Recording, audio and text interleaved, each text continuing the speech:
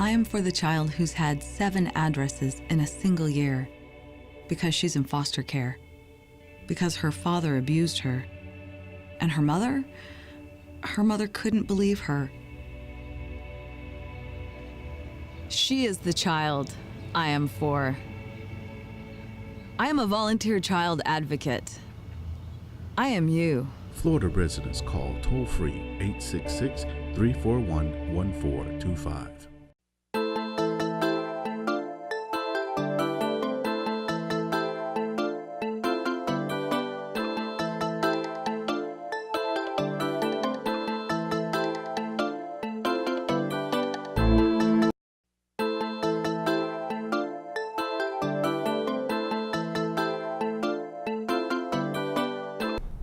Good evening. Welcome to EduTV. I'm Greg Perkins, your host, and we have our returning co-host, Miss Angela Morales, the one and only. Okay, Angela and I are eventually going to solve the world's problem when it comes to the American education system. So a lot of great things going on, and we're just gonna sort of, tonight we use sort of a different format, kick around some things that are in the news, and just talk about some other things that impacts K-12 education. Okay, Angela, this week I read an article in the Orlando Sentinel. Okay. Okay, you have children. You have all boys, right? I have 2 boys and a girl. You have 2 boys and a girl. Yep. Okay, there was a big controversy about Audubon Elementary. They are having a STEM, and for the audience, STEM education is basically science, technology, engineering, and math. Mm-hmm. So it's the mothers will bring their sons basically to the science competition. Well, I think about a week and a half, 2 weeks ago, the fathers had the opportunity to bring the girls to a dance. So the big uproar was, why are you having the girls learn how to dance and then you're teaching the boys science, technology, engineering, and math? What is your take on that? Okay, so first of all, lots of schools do STEM. Our school does STEM as well, and it's offered to everyone. Actually, we do it school-wide, and we have a STEM fair where parents come and they look at their child's project and see what they've created or whatnot. After reading the article, which honestly, I would have never thought that would be an issue. If they did it at my school, I don't think, maybe I would have thought about it. I don't know. Our school's never done it that way. But when you're in the public school system, you have to understand that you have such different dynamics. You have children that are from such different backgrounds. Some children don't have a mom or a dad, or they live with a grandparent. So it's kind of a sensitive subject when you offer events, especially an academic event, mm-hmm. where it's, science and math. And studies have shown that more boys have done science and math, and now they've kind of tried to shift that where more right. girls participate in math and sciences. So, it's a touchy subject for some parents, I think. Yeah, I think eventually, because, we live in this modern society, mm-hmm. and a lot of what we do in jobs of the future is going to be based on technology. Absolutely. But it seems that we have not made that switch to get more girls involved in STEM.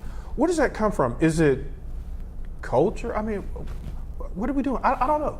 How do boys get steered towards it? Is that because we hand girls dolls when they're born?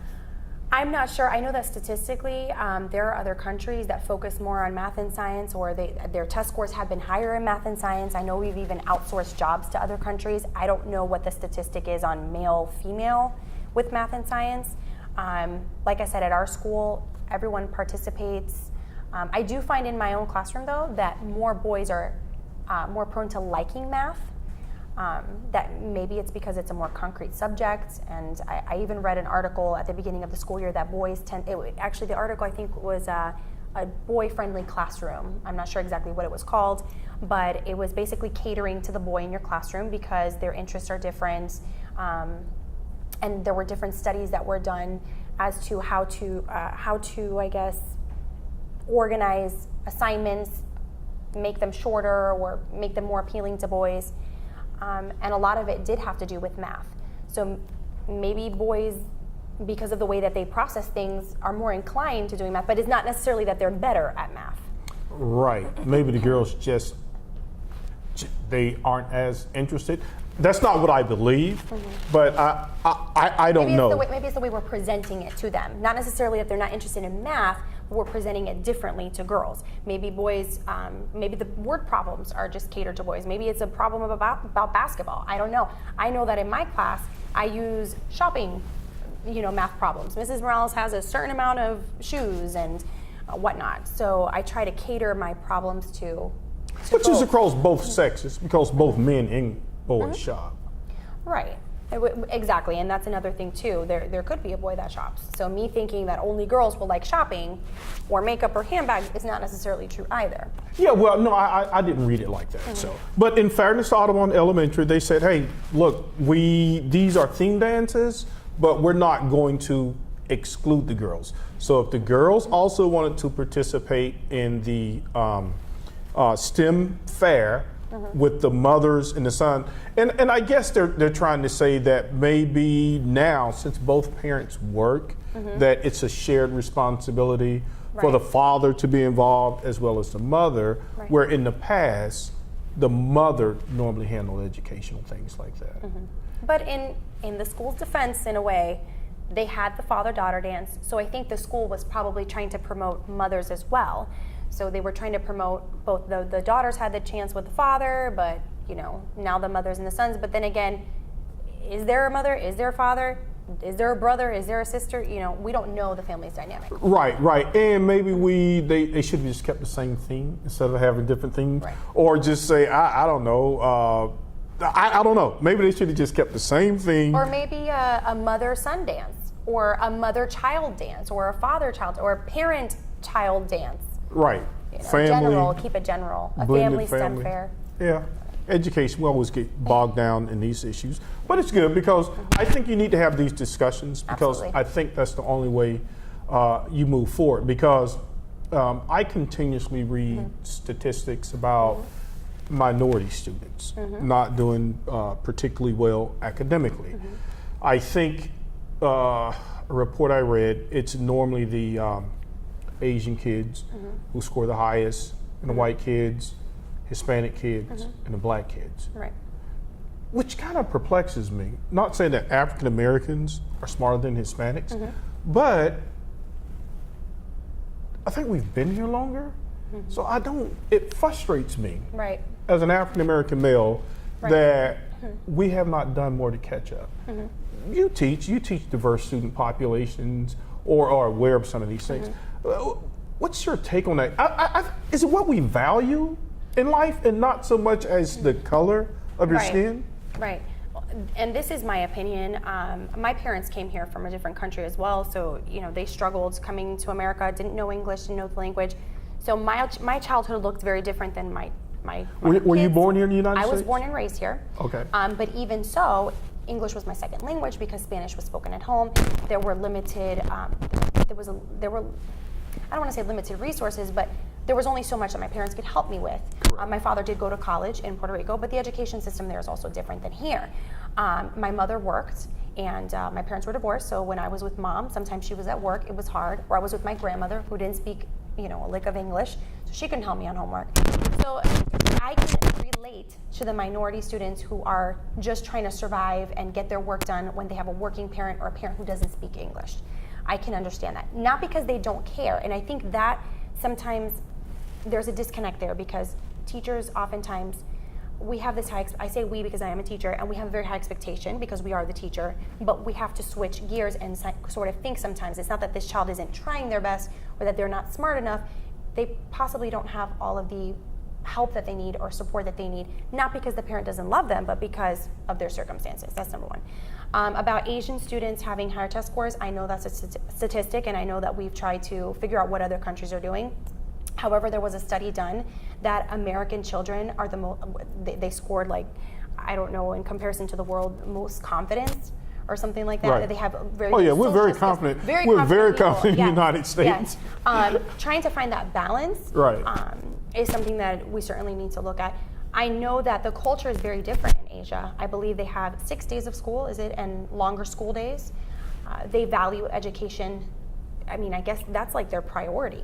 Yeah, in some cases, because I read a book, I think, what is the name of this book? It was something like The Best Schools in the World. What they found that Asian kids, the reason a lot of them will outscore other kids on national tests, what they found is that the Asian kids, their high school setting is just like any other setting, right? Right. But the parents who are very serious about education, they have these things they're called hogwams, I believe, which are basically tutoring centers. Okay. And the kids, once they leave school, our kids go and do what? Play baseball, play basketball. Well, the kids, the Asian parents who are serious about education, they go to those hogwams from basically 4 to 12 at night. Wow. Okay, in some cases. It got so bad that in one of the countries they stopped. They said, okay, this is overkill because this kid is you're turning him into an academic machine. Right. And the kid should be more well-rounded than that. So as a result, they said, look, this is just too much. It was just that bad. So, but you're right, on the comparative whole, I guess if you take the entire Asian population, they're gonna look like anyone else. But the ones who are serious about it, they are very serious about it. And you are absolutely right on the confidence thing with American kids. One good thing I like about the United States, whether you're rich or poor, and I know people always talk about schools in the hood or in bad neighborhood or in low socioeconomic neighborhoods aren't as good, but the one thing the United States does, we say, look, everybody can go to school for free. Right. And the kids are gonna get the same books. So that's why it just bothers me. Or not the same books, but the same standards. Same standards. Correct. Yeah, same standards. You're right. Because as we know, it differs from school to school, the resources that we receive and But they all get a free ride to school, right? That The is bus correct. picks them up, give them a lunch. Yep. Okay. Give them a professional teacher. Okay. Yep. You're gonna have we're gonna give you some pen and paper. We're gonna give you everything it is that you need to learn. You said something really good earlier. You said you mentioned that students that are here, and you mentioned the African American population having lower test scores as well. I think there's programs out there because there's so many studies that show that children that participate in some sort of literacy before the age of 5 tend to excel more. And the question is, how many of these children are actually getting that before the age of 5? We know that literacy is learned in that gap of time. Yep. And a lot of these students children are with grandma, grandpa, or whatnot, and they are in lower economical, socioeconomical areas or whatnot. And parents either can't afford to send their child to a child's care or, so that's another thing to think about. Should the state provide more programs for students to get prepared, not necessarily book prepared. Like, we don't want these kids eating books before the age of 5, but preparing them for phonological awareness, I don't know, maybe I disagree with you on that. Maybe we want them eating books before they come, because wouldn't you say that some kids are coming to kindergarten and they can read already, correct? And they can read, but for example, my son, my little one, he's at a VPK school at a small private school. I chose to do that because I felt like the curriculum was more hands-on, and he had a more playful, hands-on VPK experience. I know that in some schools, we are literally feeding them the paper, front and back. These kids don't even have the motor skills to write their name or cut a piece of paper. So there needs to be more of a balance at an early age. Absolutely. These kids need playtime as well. Right, I agree. Children develop with play. Right, but I guess now with the higher standards, I mean, we are really going to have to, I'm not even going to say push them at an earlier age, because scientifically we do know that if you speak with your child, I have a three-year-old niece, and I would teach her like college level vocabulary words, because I would give her the college word, and then I would just break it down in a little word she can understand. But again, not everyone's using that language.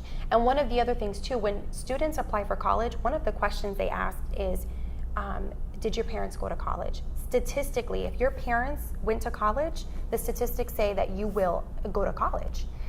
Some of these parents do not have an education. So are they teaching their children the academic talk that you're talking about? Right, and we're going to kick around some more of those ideas. Folks, Angela and I, we are going to solve the world's problems, maybe the next segment. We didn't get it all done this segment, but stay tuned for the next segment. Are you proud to be Hispanic? Hispanics in Florida now have the first Hispanic car license plate in the United States. Be a proud Hispanic. Put the Hispanic plate on your car. I want to be a doctor. I want to be a scientist. I want to be an engineer. I want to be a police officer. I want to be a professional dancer. By getting the Hispanic plate for your car, you will support scholarships and community programs. Call now or visit HispanicAchievers.org. Okay, welcome back to the second segment. Greg and our co-host, Miss Angela Morales. Okay, Angela, we left off talking about how well prepared kids should be, even from ages 3 to 5. Some kids come to school. But I like your answer too. You say, look, Greg, they're kids. Right. And they play a little bit and also they need learn. to. Yeah, exactly. So that leads me to another conversation I was reading about Jeb Bush, who's quote unquote the author of the Common Core standards. I don't have a problem with standards. I don't want people to ever think that. Right. I'm okay with assessment. However, Jeb Bush and his organization were driving the Common Core standards, but when you look at him on the political trail, because he's a Republican, he's backed away from that. I think that's kind of hypocritical. I mean, if you're going to come up with something, I'm not calling him a hypocrite, but I'm just saying he is not addressing that issue on the campaign trail. I think Common Core has certainly struck a nerve with some people, and we hear a lot of controversy about Common Core. And we were talking earlier between segments, and I think that a lot of things have been implemented in education with good intentions, as with many things in the world, and they just have either backfired or not done so well. I mean, maybe Jeb is realizing that a lot of people aren't happy with what Common Core has, what it's provided for students, the struggles it's provided for students, the struggles it's provided for teachers, and finding resources and testing. And, you know, when we say common, how common are we when we are all from different backgrounds, we're all in different areas, even districts are different, the dynamic of students that you have in your classroom. State, there's different cultures in different states. Yeah, but you know what? Now, the reason I like the Common Core standards, now some parts of it I don't like. Like, I think if a kid can compute a certain way, I don't think all kids should be pigeonholed into computing things a certain way. But I don't like the fact that a kid can grow up in California, Texas, New York, and he will be better prepared for college than a kid in Mississippi or Arkansas. That's not fair. I agree. However, where I disagree is the difference between a strategy and the difference between a standard. Right. If I'm teaching you multiplication, let's say it's long multiplication, and you choose to use a bar model, or you choose to use partial products, or you choose to use the traditional algorithm, whatever it is you choose to use, if you know how to do long multiplication, who cares how you know how to do it? Right. You know, at the end of the day, I mean, we all know that once you get to college and you're studying to be an engineer, you're going to be using tools and resources anyway to compute these things and calculate these things. So, and some of it, go ahead. No, you go ahead, finish. I was going to say, speaking of tools and resources, some of these kids don't even know how to use a calculator. Right. I was talking to a teacher who said that when she got to college, she didn't know how to use a graphing calculator because they never taught her at her school. So, you know, I think we need to be a little more balanced in the way that we look at the standards. I certainly don't think it's fair that a child's in Florida who wants to go to Harvard and a child that is in California who wants to go to Harvard should have a different education. Everyone should have the same playing field to some extent. But, you know, it's hard to teach Common Core sometimes when you're in different areas of the country. Yeah, and I wonder what happened, because it seems that the people who came up with the Common Core standards, the standards are just those, okay? They don't talk about the strategies. And remember, we have Florida Common Core standards. Right, which are FSA. Yeah, I get that. But here's the thing. Like, why, if you and I can sit here and have this common sense conversation about the approach, where was our voice when it was being rolled out? Okay? And maybe they wouldn't have the backlash that they have. It's almost like you have teachers, even though very bright people, but they're not in the classroom. Right. And so when they came up with this stuff, okay, all know that. Well, you know, this kid is not going to know that. Right. He's living with his aunt or his mom. I want the kid to learn the standard, don't get me wrong, but where was our voice in all of this? From a parent, from a former educator, where were both parents, but where was our voice? Right, and I think that a lot of it is there's a separation between what we're doing in a classroom and the politics of education. And a lot of teachers don't know what's happening. Sometimes things go, to be voted for, and we find out afterwards. We're like, what happened? Which is crazy, right? Isn't that backwards? Because the teachers are teaching. And they should know. And a lot of this stuff, there are so many different things that are in the works to be passed. I mean, we can't follow every single thing. And a lot of this is not in layman terms. When, if we had things that were in layman terms so that teachers could understand and everyday speak, please get rid of the lingo, and the fancy lingo. Just Bills for the simple person. Exactly. Right. Just make it simple. Let parents know what's happening. Let teachers know, the political aspect and what they're trying to do, and get their input. Right, because that was the conversation I had a young lady on here last week, and she's part of the opt-out. Her kids are very bright, and one of the questions I forgot to ask her, opt-out meaning that there is an organization and they don't allow their children to take the standardized test. Okay, I don't agree with that, but I do agree with some of their concerns, because her kids were obviously, she was a professional, her husband was a professional. So her kids would have done okay on the test. But she said, well, there are too much high stakes tied to it. And I don't think the point is that the children can do well on the test. I think the point is, why is the test really needed to prove that, when we have so many other things that can prove that a child is successful in a classroom?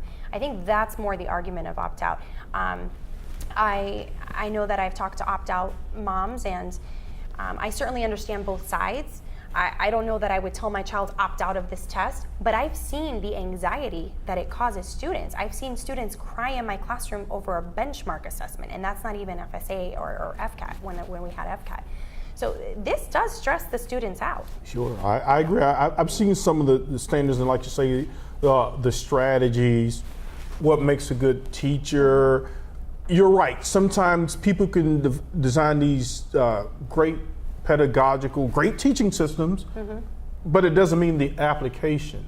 It's going to be practical in the amount of time or with the type of kids that you have. Well, it's theory. A lot of things in theory sound beautiful, but when you're actually in a classroom working with children who are not robots or computers, maybe they didn't have breakfast that day. Maybe they're just tired. Maybe they're not feeling well. Maybe they had a rough morning with their parents. We don't know what happened before they came to our classroom. It's our job to get to know our students, and I think there's a disconnect there too, because we're so focused on this test. We're so focused on the evaluations. We're so focused on what the administrators want. On the process. On the process and the policies and the loopholes you have to jump through to prove yourself that you're a good teacher, and to prove on paper that this child, you filled in the gaps for this child.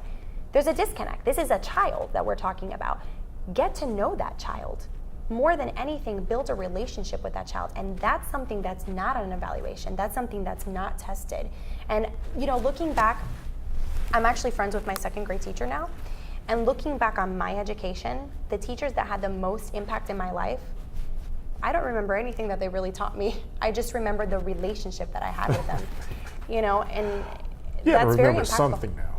Well, I don't know. No, you're right. Now that I think of it, I don't think I remember anything either. Well, I mean, I don't remember specifically, the strategy this teacher taught me. I may remember some things, but I remember the activities that we did that were fun, the relationship that I had with that teacher, that I wanted to please that teacher. I have students that come in, and just because they like me, they work hard.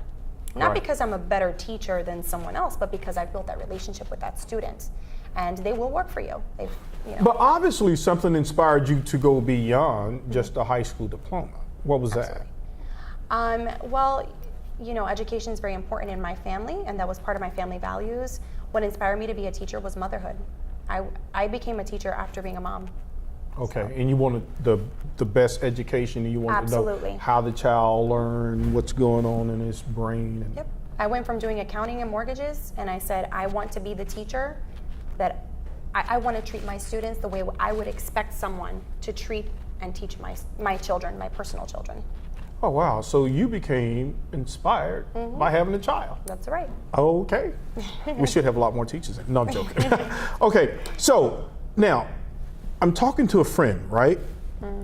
Okay, guys, you're going to hear this, right? Go out and tell a parent. Here's the deal, okay? In Florida, we have the FSA. Before it used to be FCAT 2.0, correct? Yes. Kid has to pass reading, has to pass algebra, and has to pass all of his coursework. And we still have FCAT science. That's right. Okay. And he has to pass courses and then pass his thing. Then he gets a Florida high school diploma. Guess what I found out today? If your child, okay, has met all the high school requirements, but for some reason was not able to pass the FCAT reading or the algebra EOC and whatever else is required, Right. he can still go to a private online high school and get an accredited Florida diploma. Can you believe that? So my question is, why would I go through all of this if I can just go to a private high school and get a diploma? You know, Is that a loophole? it seems that it is, and I don't think that's the only private school that offers that Right. loophole, if you want to call it that. You know, private schools have different criteria than public school system. Right. However, I am a huge supporter of public school. Please do not think that I'm saying take your child to a private school. I believe we have the same education and If not better in some cases. sometimes Yeah, if not yeah, better, right. absolutely. And teachers that care just as much as they do in a private school. But yeah, Yeah, I was amazed at that fact. So, all you parents struggling whether or not my kid's going to get a normal high school diploma, call us at EduTV. We have the answer for you. That's probably the answer to all of the kids who think they're not going to graduate in the spring. That just blew my mind. That just absolutely. But maybe blew my that's mind. something that the public school system needs to really think about, is the fact that we have lost students to private schools, and not because they're better schools, but because there are things like this that hold students back that possibly aren't a good test taker. I've had students who are great; they get A's and B's in my class, and because they don't pass a certain test, I can't even give them honor roll, because on a certain or a series of standardized tests, they show that they're below grade level. And because of that, they can't even get honor roll. So, and then they get to high school, and they potentially can't graduate because they can't pass FSA or whatnot. Yeah, I think it just probably one of the ideas that I had is that maybe you add a percentage to each of the things that the kids have complete. Like if you have a certain GPA, that gets a percent. Whatever your score is on the algebra, reading, or science, that's a certain percent.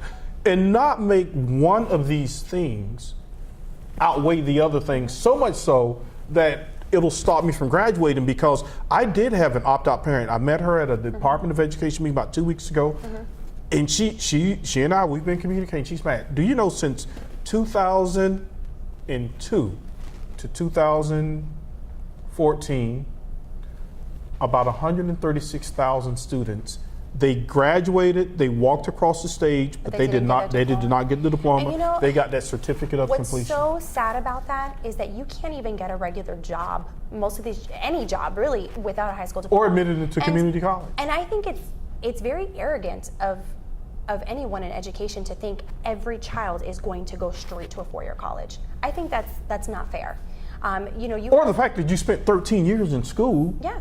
Working your butt off, but you just couldn't pass the test. Or maybe someone just wants to get their diploma to go to hair school. Right. Or, to do something, a craft, or something that they're going to open their own business. Right. Or follow in their parents' footsteps, whatever it may be, whatever their passion or their dream may be. Who's to say that one test to give you that diploma it's determining your entire future? And that's very sad. Yeah, I think we got to get our voices out there. We got to get in, which is the purpose of this show, of EduTV. We want to give you the information that you can use that can help your child, because our goal is to help all students become successful, whether you want to be an engineer, whether or not you want to be a beautician. Do they still call it that? Stylist. Cosmetologist is what right. Because I see these the hair and nail places. Yeah. Somebody's making a lot of money. That's right. Okay, folks, we solved part of the world's issues. Stay tuned. We'll see you next week. And thank you, Angela. Thank you for Good night. Good night.